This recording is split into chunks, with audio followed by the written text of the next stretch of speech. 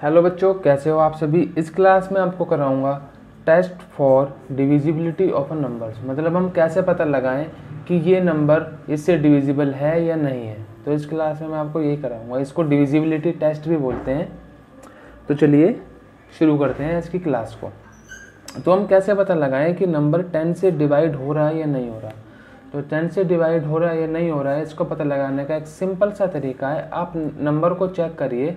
If a number has 0 in its ones place then is divisible by 10। मतलब अगर number के last में 0 हो, जैसे 100 के लास्ट में 0 है, तो वो 10 से डिवाइड हो जाएगा। जैसे और एग्जांपल बताता हूँ मैं आपको। इसके लास्ट में 0 है, इसके लास्ट में 0 है, इसके में भी 0 है, इसके में भी 0 है, तो ये चारों ही नंबर 10 से डिवाइड हो जाएंगे। आपको बस देखना है नंबर के एंड में 0 है, तो आपको आंख बंद करके ये पता चल जाना चाहिए कि ये नंबर 10 से डिवाइड हो जाएगा। बस 10 का इतना सा ही सिंपल सा लॉजिक था।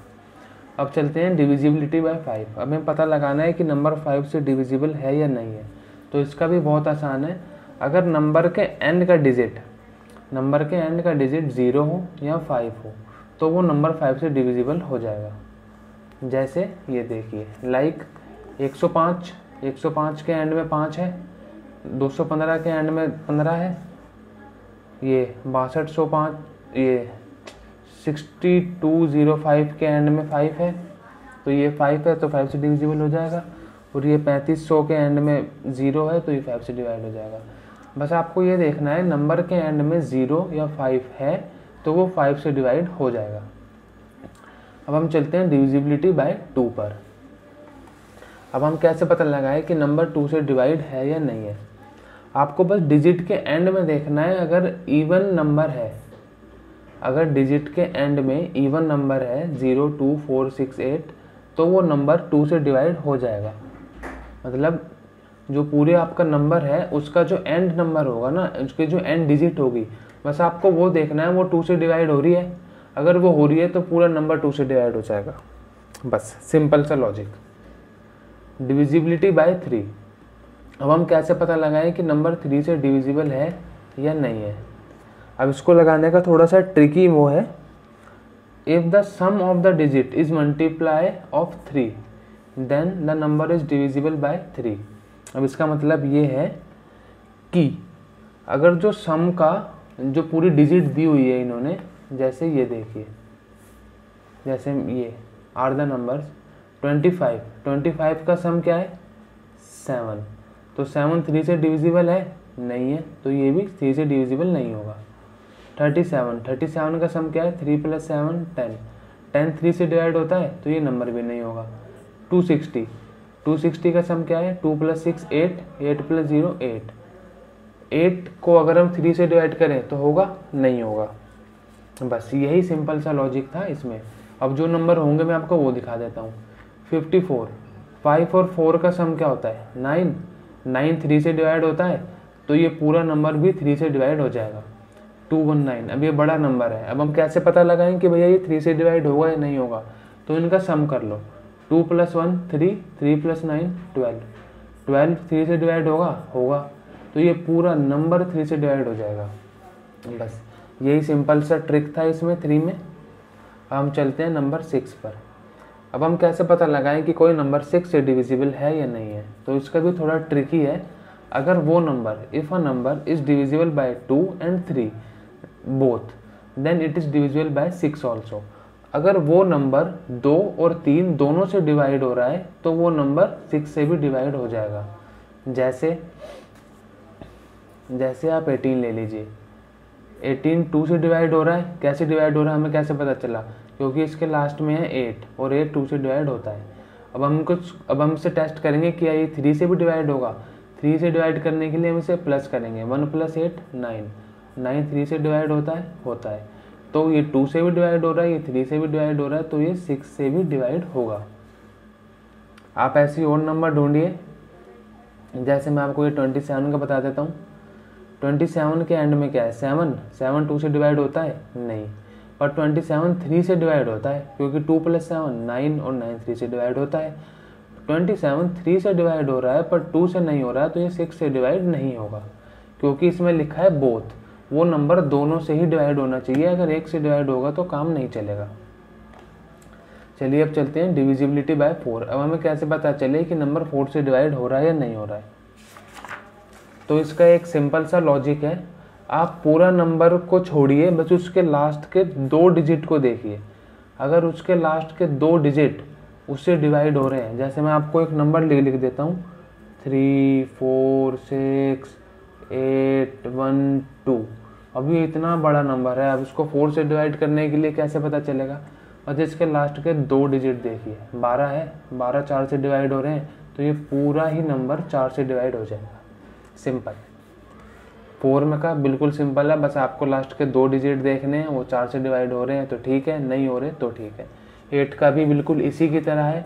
8 में आपको लास्ट के 3 डिजिट देखने हैं, अगर लास्ट के 3 डिजिट 8 से डिवाइड हो रहे हैं तो ठीक है, नहीं हो रहे तो भी ठीक है। अब इसके आपको लास्ट के 3 डिजिट देखिए, क्या ये 8 से डिविजिबल है 1 12? नहीं, ये 8 से डिविजिबल नहीं है, तो ये पूरा नंबर 8 से डिवाइड नहीं होगा। पर अगर यहीं पे 16 होता, 816 होता, तो 816 8 से डिविजिबल होता है, ये 1 पे, ये 2 पे, 102। तो अगर ये 816 होता तो इसके लास्ट के 3 डिजिट 8 से डिवाइड हो रहे हैं, तो ये पूरा नंबर 8 से डिवाइड हो जाता। ठीक है, सिंपल एज दैट।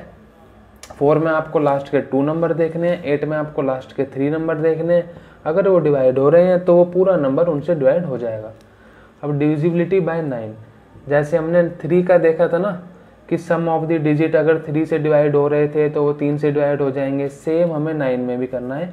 हमें नंबर का सम करना है, अगर वो 9 से डिवाइड हो रहा है तो वो पूरा नंबर 9 से डिवाइड हो जाएगा। जैसे मैं आपको यहाँ एक आध एग्जांपल लेके दिखा देता हूँ। 4 6 0 8, 4 + 6 10, 10 + 0 10, 10 + 8 18। अब 18 9 से डिवाइड होता है 2 पे, तो ये पूरा नंबर 9 से डिवाइड हो जाएगा। 5 2 8 3, 5 + 2 7, 7 + 8 15, 15 + 3 18, 18 9 से डिवाइड होता है, तो ये पूरा नंबर 9 से डिवाइड हो जाएगा। सेम 9 3 और 9 का बिल्कुल सेम है, आपको नंबरों का सम करना है, उनको उनसे डिवाइड करके देखना है। 3 में आपको उसको सम को 3 से डिवाइड करना होगा, 9 में आपको उसके सम को 9 से डिवाइड करना होगा। सिंपल। अब डिविजिबिलिटी बाय 11 का थोड़ा सा ट्रिकी है। पहले आप इसकी स्टेटमेंट पढ़िए। Find the difference between the sum of the digit at odd places from the right and the sum of the digit at even places from the right and the number if the difference is either 0 or 11 then the number is divisible by 11। तो ये समझने में थोड़ा मुश्किल है, पर मैं आपको सादी भाषा में बता दूंगा तो आपको समझ आ जाएगा। तो अगर नंबर 2 डिजिट का होगा तो आपको देख के पता लग जाएगा कि ये 11 से डिवाइड हो रहा है या नहीं हो रहा। तो ये नंबर 3 डिजिट या उससे ज़्यादा के लिए होता है। जैसे ये है 308 है, तो आपको इसको एक छोड़ के एक नंबर आपको प्लस करने हैं राइट से। ये देखिए 8 + 3, ये बीच का नंबर छोड़ दो, 8 + 3 कितना है 11, बीच के कितना है 0, और 11 - 0 11, तो ये नंबर 11 से डिवाइड होगा। अब यहाँ पे क्या है 1331 में यहाँ से, अब आप इन दोनों को ऐड करेंगे 1 + 3 = 4। अब आप इन दोनों को ऐड करेंगे 1 + 3 3 + 1 4, 4 - 4 = 0। तो अगर उनका सम 0 या 11 आ जाए तो वो नंबर 11 से डिविजिबल है। अब आप ये देखिए, अब इसमें आपको एक नंबर छोड़ के एक नंबर को ऐड करना होता है राइट से। ये हमारा राइट यहाँ से है ना, तो यहाँ से 6 + 8 + 9, 9 + 8 + 6, 9 में 8 प्लस करेंगे 17, 17 में 6 प्लस करेंगे तो आएगा 23। अब यहाँ से 0 में 1 प्लस करेंगे तो आएगा 1 1, 23 - 1 करेंगे 22, 22 11 से डिविजिबल है, तो ये पूरा नंबर 11 से डिविजिबल होगा। तो जो भी आपका सम आएगा या तो वो 0 हो या वो 11 का डिविजिबल हो। ठीक है, या तो वो 0 हो या वो 11 का डिविजिबल हो, तो वो पूरा नंबर 11 से डिवाइड हो जाएगा। ये था आपका डिविजिबिलिटी टेस्ट का पूरा कॉन्सेप्ट। और जब आप मेरे साथ एक्सरसाइज 3.3 करेंगे तो आपको इस कॉन्सेप्ट पर बहुत अच्छी पकड़ आ जाएगी। तो बने रहिए मेरे साथ, अगली क्लास में मैं आपको एक्सरसाइज 3.3 कराऊंगा। चैनल को सब्सक्राइब कर लें ताकि आपसे एक भी वीडियो छूटे नहीं। थैंक यू बच्चों।